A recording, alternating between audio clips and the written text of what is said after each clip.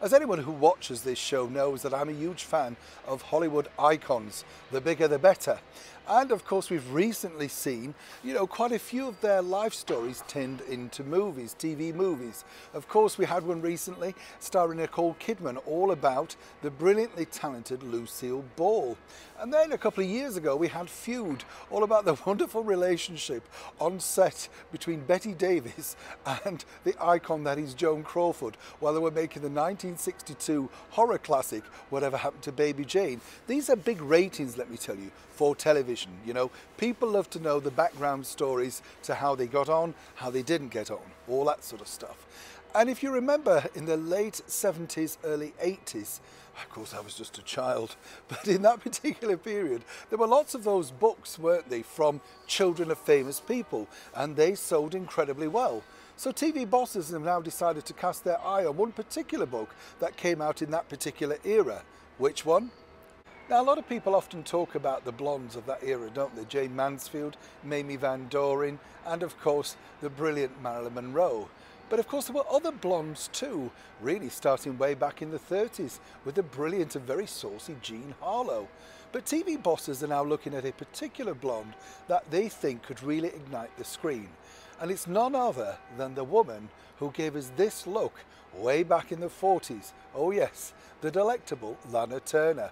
Now apparently when she starred in that movie, The Postman Always Rings Twice, the boss of the movie studio, MGM, Louis B. Mayer, didn't really want anything to do with it. He thought it was too corrupt, too saucy. It was Lana's idea to have the all-white wardrobe, and how spectacular was that? She created an image that people have simply never forgot. But TV bosses are now looking at her book, not her book, should I say, but the book from her daughter, Cheryl Crane, called Detour.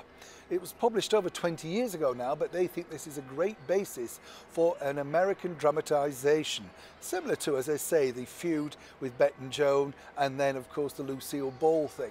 Now, what I find interesting is, obviously, they take it as a production and make it what it is.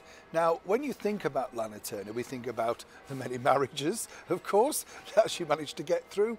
But I think the real pinnacle thing was when there was that terrible scandal, of course, when whoever decided, or whoever did it, was with the gangster Johnny Stampanato, who was killed in Lana Turner's house. And that created absolute worldwide press, as one can imagine. So much so that Lana went on to have a bigger and better career after that scandal than previously. She admitted herself her career was in the doldrums and all that sort of stuff. Lana remained a Hollywood icon for her entire life. Her last big appearance was on the soap opera Falcon Crest. But even there, according to folklore, Jane Wyman, another Hollywood icon, didn't like all the attention Lana was getting, so decided to have her written off, killed off, whatever, but she wasn't coming back for another season. You see, divas never die, they just come back and get you. But on a serious note, if you're a fan of Lana, and do let me know in the comments below, love to know if you ever went to her movies, all that sort of stuff. I met her very briefly when she came over to London. I was incredibly young, but she came over on a book tour and she was signing things and stuff like that.